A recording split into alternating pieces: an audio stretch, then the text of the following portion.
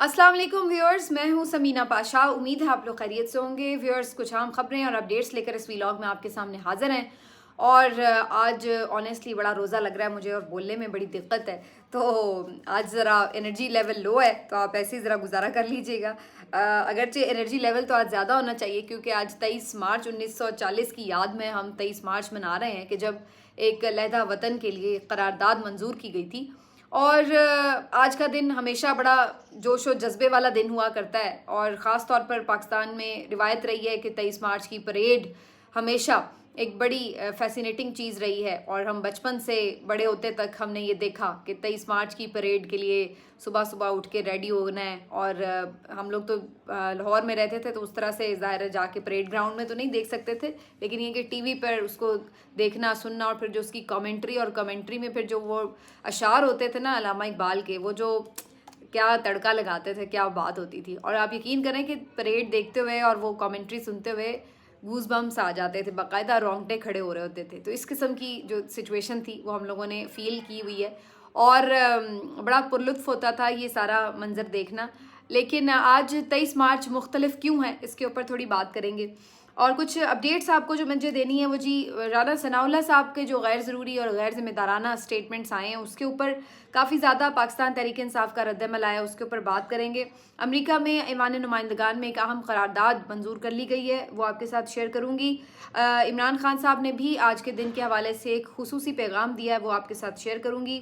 और इसके साथ साथ आपको अपडेट देंगे कुछ ज़िमनी इलेक्शन के हवाले से। आसिफा भुट्टो भी मैदान में उतर रही हैं, उनके लिए क्या एक स्पेशल काम किया गया है वो आपके साथ शेयर करूँगी। और साथ ही साथ आपको बताएंगे कि केपी में अली अमीन गंडापुर साहब ने एक अनोखी शर्त रखी है, वो भी आपके साथ शेयर करेंगे।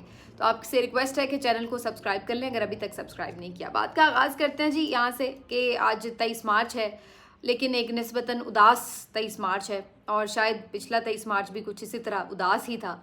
बहुत से लोग ये कहते हैं कि जी पीटीआई के जो फॉलोअर्स हैं या पीटीआई के जो सपोर्टर्स हैं, वो बेसिकली यूँ ऐसा लगता है कि इमरान खान को पाकिस्तान और पाकिस्तान को इमरान खान समझते हैं, जो कि गलत है। इमरान खान की शख्सियत पाकिस्तान से बालातर तो नहीं है, और ये समझते हैं कि जी कोई भी दिन त्यौहार कुछ भी है वो ना उस तरीके से सेलिब्रेट किया जाए जिस तरह से इमरान खान के दौर में किया जाता था। तो मुझे ये वैसे बात समझ नहीं आती, क्योंकि ये जो हमारे दिन हैं, कौमी दिन हैं, ये अभी कोई 2018 के बाद तो सब ने मनाने नहीं शुरू किए। ये तो पूरी एक तारीख़ है कि हर साल ये दिन मनाए जाते हैं, चाहे 14 अगस्त का हो या 23 मार्च का हो। और ये दिन हमेशा से ही रिवायती जोश व जज्बे से मनाए जाते रहे हैं। इमरान खान तो बहुत बाद में सियासत में आए हैं, उससे पहले भी ये दिन इसी तरह से जोश व जज्बे के साथ मनाए जाते रहे हैं। तो न जाने क्यों इस बात को इस बात से लिंक किया जाता है। जहाँ तक ये बात है कि 2018 के बाद की जो सूरत हाल है, 2018 के बाद इवन इमरान खान के दौर में भी एक नॉर्मल सी बात ही थी, जैसे पहले मनाए जाते थे, अभी उस वक्त भी मनाए जाते रहे। प्रॉब्लम शुरू हुआ है जब अप्रैल में इमरान खान साहब की हुकूमत हटाई गई, और उसके बाद हुकूमत हटाना तो चलिए जो हटा लिया गया मामला हो गया, लेकिन उसके बाद जो जुल्म और जबर और जो लाकानूनियत देखी, उसने बुनियादी तौर पर जैसे आप कहते हैं ना कि ख्वाब तोड़ दिए, वो वाली सिचुएशन थी।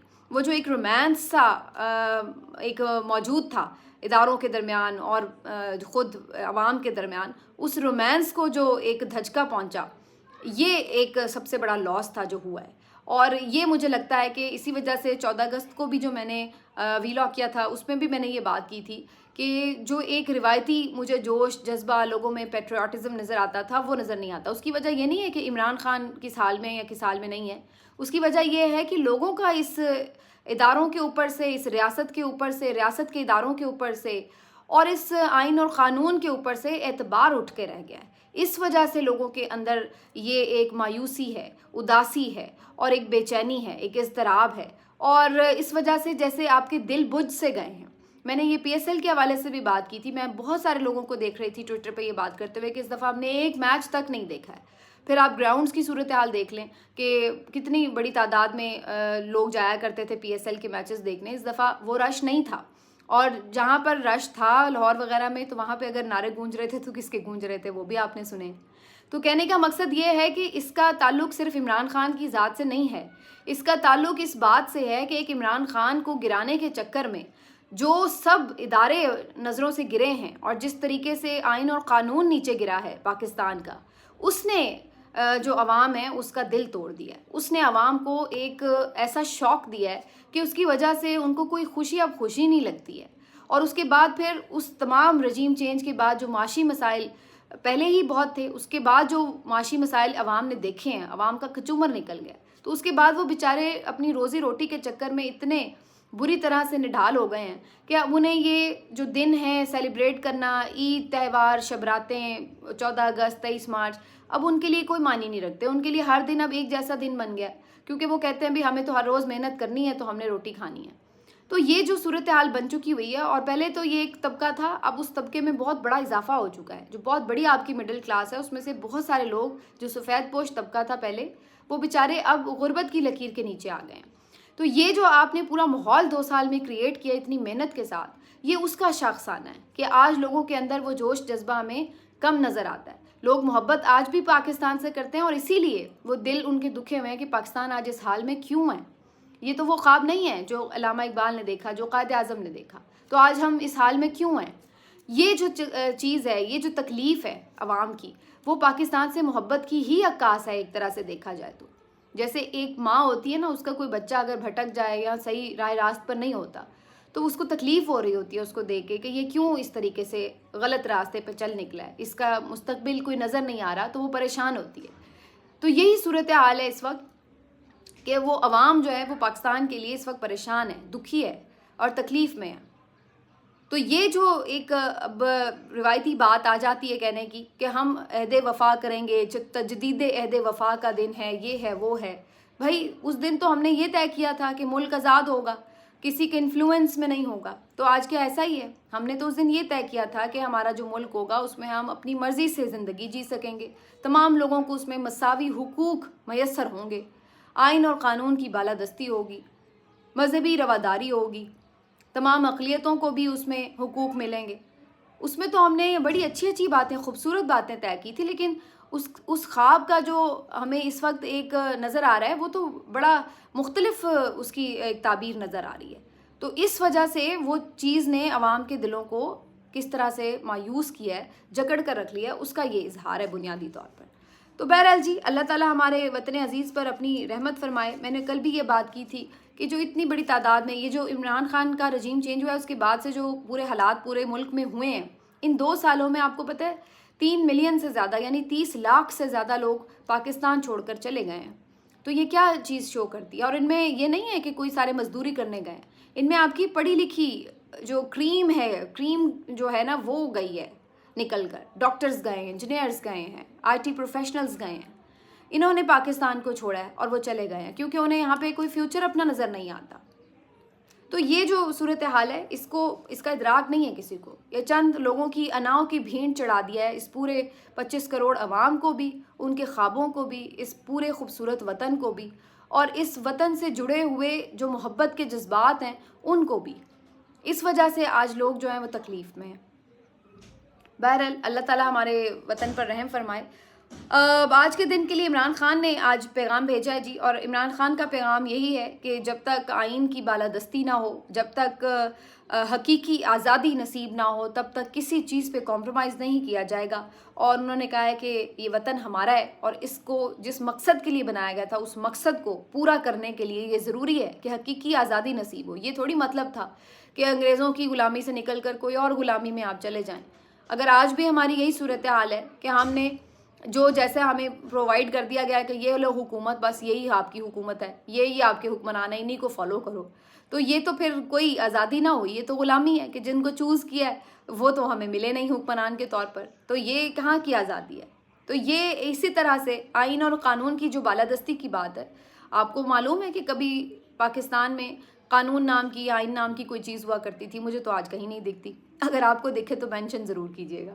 تو یہ خان کا پیغام ضرور ہے، لیکن اگین وہی بات ہے کہ اس پیغام تک خان تو کھڑا ہے لیکن اس کے پیچھے کتنے لوگ کھڑے ہیں، یہ بڑا امپورٹنٹ ہے.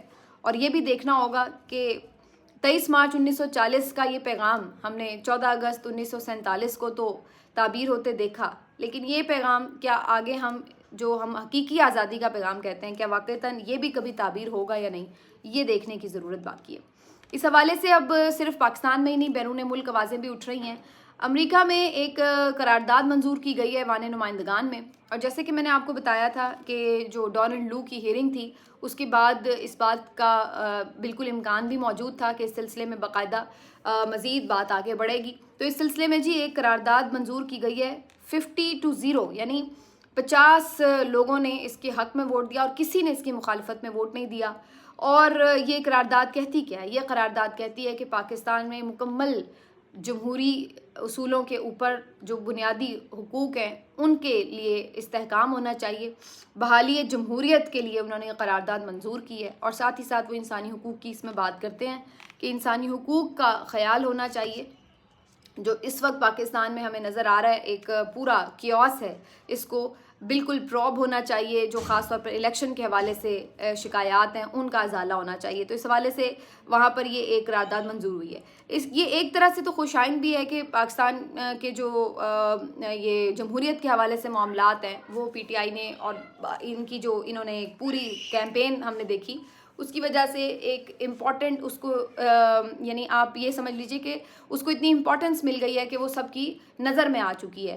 تو یہ بات تو اپنی جگہ خوش آئند ہے. بہت سے لوگ اس کو اس انداز سے بھی دیکھتے ہیں کہ یہ تو ہم ایک طرح سے یہ کہہ رہے ہیں کہ جی ہماری مداخلت ہے ہمارے اندرونی معاملات میں، ہمارا الیکشن ٹھیک ہوا یا نہیں ہوا، اس سے امریکہ کیا لینا دینا ہے. تو بات یہ کہ امریکہ چونکہ سپر پاور ہے وہ تو ہر ایک کے ہی الیکشن کے اوپر کچھ نہ کچھ کامنٹ بھی کرتے ہیں، آبزرور بھی کرتے ہیں، اور مختلف جو انٹرنیشنل جب ہم گلوبل ولیج میں رہتے ہیں تو آپس میں ایک دوسرے کے جاتے ہیں. ابھی رشیا کے ہوئے ہیں، ہم نے دیکھا ہماری طرف سے بھی مبصر مشن گیا تھا. تو یہ بیسکلی جب آپ کے نیشن ٹو نیشن ریلیشن شپ ہوتے ہیں تو اس میں یہ بات امپورٹنٹ ہے کہ جو حکومت وہاں پر موجود ہے کیا وہ آئینی اور قانونی طور پر ایک جائز حکومت ہے، اور کیا وہ واقعی جو وہاں کی عوام ہے اس کی ایک ٹرو ریپرزنٹیشن ہے یا نہیں ہے. تو یہ اس حوالے سے اس تناظر میں تو یہ امپورٹنٹ بات ضرور ہے. باقی ہمارا سسٹم اتنا بے مثال ہونا چاہیے کہ واقعی کوئی اس کے اوپر انگلی نہ اٹھا سکے. اصل بات یہ ہے. اب جی آگے بڑھتے ہیں. آپ کو بتائیں کہ 2-3 چھوٹی خبریں ہیں جو میں آپ کے ساتھ شیئر کر لوں. ایک تو علی امین گنڈا پور صاحب کو صحافیوں نے گھیر لیا اور ان سے کہا کہ جی آپ انٹرویوز نہیں دے رہے ہیں میڈیا کو. تو اس پر علی امین گنڈا پور صاحب نے ایک بڑی انٹرسٹنگ قسم کی شرط رکھی ہے اور انہوں نے کہا ہے کہ جی میں تو انٹرویو دے دوں گا لیکن میری ایک شرط یہ ہے کہ میرا انٹرویو لائیو جانا چاہیے، ریکارڈڈ نہیں کراؤں گا. تو یہ بیسکلی بڑی اسپننگ قسم کی سٹیٹمنٹ ہے علی امین گنڈا پور صاحب کی، کیونکہ سب کو معلوم ہے کہ وہ ذرا دبنگ بولتے ہیں، کھل کے بات کرتے ہیں. تو ہر چیز ان کی لائیو اگر جائے گی تو مسائل ہو سکتے ہیں ٹی وی چینلز والوں کے لیے بھی. تو انہوں نے بھی ایک طرح سے انہیں چیلنج ہی کیا ہے کہ بھئی اگر آپ میرا انٹرویو کرنا چاہتے ہیں تو وہ لائیو جائے گا، ریکارڈڈ نہیں، تاکہ کوئی چیز آپ کانٹ چھانٹ نہ کر سکیں. تو اس کے بعد پھر سارے جو رپورٹرز تھے تھوڑے پیچھے ہو گئے، کسی نے زیادہ پھر دباؤ نہیں ڈالا. لیکن میں یہ سوچ رہی تھی کہ صرف علی امین گنڈا پور صاحب ہی کیوں، ہم نہیں دیکھ رہے کہ مریم نواز کوئی انٹرویو دے رہی ہیں یا کوئی اور باقی مراد علی شاہ صاحب یا اس طرح. تو چیف منسٹرز جو بھی ہیں ان کو چاہیے کہ وہ میڈیا کو انگیج کریں اور انٹرویوز دیں اور سوالوں کے جواب دے سکیں. لیکن یہ تو آپ طے شدہ بات ہے کہ خاص طور پر شریف فیملی کے حوالے سے تو آپ جان چکے ہیں، یہ ایک اسٹیبلشڈ فیکٹ ہے کہ یہ لوگ صرف اپنے گنے چنے فیوریٹ لوگوں کو انٹرویو دیتے ہیں، اور وہ بھی عام طور پر طے شدہ ہی ہوتے ہیں کہ جی کیا بات ہونی ہے کیا نہیں ہونی. اور اگر کوئی آؤٹ آف سلیبس کویشچن آ جائے تو پھر ان کی ہوائیاں اسی طرح اڑتی ہیں جیسے مریم نواز کی اڑی تھی منصور علی خان کے پروگرام میں، پوڈ کاسٹ میں، جس میں وہ کہہ رہی تھی کہ یہ بند کرو، کیمرہ بند کرو. تو یہ والی ان کی صورتحال ہوتی ہے. تو یہ لوگ اسی کیپیسٹی کے لوگ ہیں جن کے ہاتھ صاف ہوتے ہیں، انہیں کوئی پرواہ نہیں ہوتی، کوئی بھی آ جائے سامنے سے وہ بات سن سکتے ہیں اور اس کا جواب بھی دے سکتے ہیں. لیکن میں نے نہیں دیکھا کہ مریم نواز نے انٹرنیشنلی اس طرح کے انٹرویوز دیے ہوں. اور اسی طرح سے اب جب چیف منسٹر کے عہدے پہ بیٹھی گئی ہیں جیسے مرضی، تو اب وہ میڈیا کو اس طرح سے انٹریکٹ کر رہی ہوں کہ ہر طرح کے کویشچنس کے لیے وہ ریڈی اسٹیڈی ہوں. تو جہاں پہ ہم یہ چاہتے ہیں کہ علی امین گنڈا پور صاحب ہم انٹرویو دیں، ہم مریم نواز کو بھی یہ کہیں گے کہ اگر آپ میں اتنا دم ہے اور اگر آپ سمجھتی ہیں کہ آپ جائز حکومت چلا رہی ہیں تو پھر آپ ہمیں بھی موقع دیں تاکہ ہم بھی آپ کے ساتھ کوئی سوال جواب کر سکیں. تو ویسے اس کا جواب ہمیں پتہ ہی ہے. آگے بڑھتے ہیں اور آپ کو بتائیں کہ جناب آصفہ بھٹو زرداری کے لیے بھی میدان صاف کر دیا گیا. آصفہ بھٹو نے جنرل الیکشن میں حصہ نہیں لیا تھا لیکن ضمنی الیکشن میں یہ طے کیا گیا تھا کہ انہیں انتخاب لڑوا کر ایم این اے بنوایا جائے. اچھا، اس سلسلے میں ایک چھوٹی سی خبر میری نظر سے گزری، بڑی انٹرسٹنگ تھی، اور وہ یہ خبر تھی کہ ان کے حلقے لاڑکانہ سے جب انہوں نے انتخابی اپنے نامینیشن پیپرز جمع کروائے ہیں تو وہاں پر جو ان کے مخالفین تھے ان سب کے پیپرز ریجیکٹ ہو گئے ہیں، صرف آصفہ بھٹو کے اور ان کے جو کورنگ کینڈیڈیٹس تھے صرف انہی کے پیپرز ایکسیپٹ ہوئے ہیں. تو 11 لوگوں نے جمع کرائے تھے جن میں سے صرف 4 کے منظور ہوئے ہیں، اور ان 4 میں خود آصفہ ہیں یا ان کے 3 کورنگ کینڈیڈیٹس ہیں، یعنی مقابلے میں کوئی بندہ ہی نہیں ہے. تو یہ صورتحال ہے. حالانکہ اپنے علاقے سے لڑ رہے ہیں، اگر میرا خیال ہے مقابلے میں کوئی ہوگا بھی تو جیت ہی جائیں گی، لیکن یہ ایک عجیب بات ہے کہ کسی اور کے منظور ہی نہیں ہوئے. ہو سکتا ہے اب آگے اپیلیٹ ٹریبونل میں کچھ صورتحال واضح ہو، ادروائز تو وہ پھر بلا مقابلہ ہی منتخب ہو جائیں گی. اور آخر میں جناب رانا ثناءاللہ صاحب نے اس دن حبیب اکرم صاحب کے پروگرام میں اور پھر اس کے بعد فروا وحید کے پروگرام میں بات کرتے ہوئے عمران خان صاحب سے متعلق یہ گفتگو عجیب و غریب سی کی کہ جی جب تک یہ زندہ ہے اس وقت تک تو کوئی مفاہمت نہیں ہو سکتی، یہ شخص اس کا وجود ہی مسئلہ ہے بیسیکلی، اور اس ٹائپ کی وہ گفتگو کر رہے تھے. تو اس کے اوپر یہ ایک غیر ذمہ دارانہ آف کورس گفتگو ہے. اور رانا ثناءاللہ سے آپ کیا ایکسپیکٹ کرتے ہیں؟ وہ پہلے جب عہدے پہ بھی تھے، وزیر داخلہ بھی تھے، تب بھی بڑی عجیب و غریب گفتگو کر دیا کرتے تھے. تو اب تو اس وقت ان کے پاس کوئی عہدہ بھی نہیں ہے. اصل میں جو ایک نفرت کا اظہار، ایک بغض جو تھا وہ ان کا نظر آ رہا تھا. چلیے ٹھیک ہے، وہ تو سیاسی مخالفین ایسے ہی کرتے ہیں. خود عمران خان صاحب رانا ثناءاللہ کے بارے میں باقی بڑی عجیب و غریب وہ بھی باتیں کر چکے ہیں. ایسی تو نہیں کر چکے کہ دھمکیاں ہی لگا رہے ہوں جان کی، لیکن کافی ان کے اوپر تنقید کرتے رہے ہیں شدید قسم کی. اب سوال یہاں پر یہ ہے کہ پی ٹی آئی نے اس کے اوپر بہت زیادہ ریاکشن بھی دیا، اور ان کا یہ ماننا ہے کہ جو عمران خان صاحب کی جان ہے وہ خطرے میں ہے، اس لیے کہ اس سے پہلے بھی عمران خان صاحب پر ایک قاتلانہ حملہ ہو چکا ہے، اور اس وقت وزیر داخلہ رانا ثناءاللہ تھے. اور عمران خان صاحب نے اس وقت جو ایف آئی آر لانچ کروانے کی کوشش بھی کی تھی جو کہ نہیں ہو سکی تھی، اس میں بھی انہوں نے جن 2-3 لوگوں کو نامینیٹ کیا تھا ان میں ایک رانا ثناءاللہ بھی شامل تھے. انہوں نے شہباز شریف صاحب کا بھی نام لیا تھا، اور پھر افواج پاکستان کے بھی 2-3 لوگوں کا نام انہوں نے افسران کا لیا تھا کہ یہ لوگ جو ہیں شامل ہیں بیسیکلی اس ساری کانسپریسی میں جو ان پہ اٹیک ہوا ہے، اور اس میں رانا ثناءاللہ کا نام بھی شامل تھا. اب اس وقت بھی رانا ثناءاللہ صاحب اس دور میں بھی اس قسم کی گفتگو کر چکے تھے کہ یا یہ رہے گا یا پھر ہم رہیں گے. اور ابھی بھی ان کے گفتگو کا جو انداز تھا وہ یہی تھا کہ جی اس کے ہوتے ہوئے کچھ نہیں ہو سکتا، اس کو یہ ہٹے گا منظر سے تو پھر ہی کوئی بات آگے بڑھے گی. تو یہ بنیادی طور پر بہت سارے لوگوں کا خیال ہے کہ یہ جان بوجھ کے اس قسم کی گفتگو کر کے ایک ماحول بنایا جا رہا ہے، پرووک کیا جا رہا ہے، اور شاید یہ کہیں نہ کہیں میسج دیا جا رہا ہے کہ بھائی اس کو سرے سے ہی رستے سے ہٹاؤ. تو بہت سے اس کے اوپر ان کے کنسرنز ہیں، اور وہ اب یہ کہہ رہے ہیں کہ اس کے اوپر قانونی چارہ جوئی بھی کی جائے گی، کوئی مقدمہ وغیرہ داخل کر دیں گے. لیکن میرے نزدیک اگر یہ کر بھی دیں گے مقدمہ تو اس وقت تو جو صورتحال ہے آپ کو معلوم ہی ہے کتنا رانا ثناءاللہ کے اوپر جو ہے وہ اس کے اوپر کوئی واقعی وہ پکڑ میں آ جائیں گے اگر یہ جینوین دھمکی بھی سمجھی جائے. لیکن دوسری طرف میرا نہیں خیال ہے کہ رانا ثناءاللہ صاحب کی اتنی اس وقت امپورٹنس ہے کہ ان کی کسی ہرزہ سرائی کو ضرورت سے زیادہ امپورٹنس دی جائے.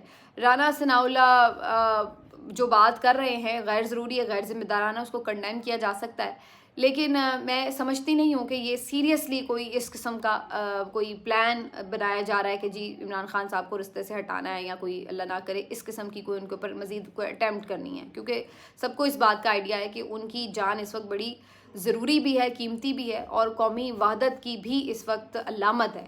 تو میں نہیں سمجھتی ہوں کہ کوئی اس حد تک بے وقوفی کا سوچ رہا ہے یا کرے گا، لیکن اللہ سب کو حفظ و امان میں رکھے. لیکن یہ جو ایک کنٹینیوسلی آپ ان کی شکست کا اعتراف ہے وہ دیکھ لیجئے کہ یہ اپنی شکست کا اعتراف کرتے ہیں کہ وہ شخص جو جیل میں بھی ہے، وہ شخص جس کو آپ نے ہر طرح سے کرش کیا، اس کی پارٹی کو کرش کیا، اس کو سزائیں بھی سنا دیں، ہر طرح کا ظلم و جبر اس کے کارکن پہ بھی کر لیا، اس کے باوجود بھی آپ اتنے ہارے ہوئے ہیں، شکست خورد ہیں اس کے سامنے کہ آپ اس بات کو تسلیم کر رہے ہیں کہ ابھی بھی وہ آپ کے اوپر اکیلا بھاری ہے، حالانکہ آپ سب اکٹھے ہیں، پھر بھی وہ آپ پہ بھاری ہے. اور اب آپ اتنے ڈیسپریٹ اور مایوس ہو چکے ہیں کہ آپ سمجھتے ہیں کہ جب تک وہ زندہ ہے آپ کی دال نہیں گلنی، آپ کہیں اس کے سامنے نہیں کھڑے. یہ بات حقیقت ہے کہ اب وہ اتنا بڑا ہو چکا ہے کہ آپ سب اس کے سامنے بونے دکھائی دے رہے ہیں. ملتے ہیں آپ سے اگلے ویلاگ میں. اپنا خیال رکھیے. اللہ حافظ.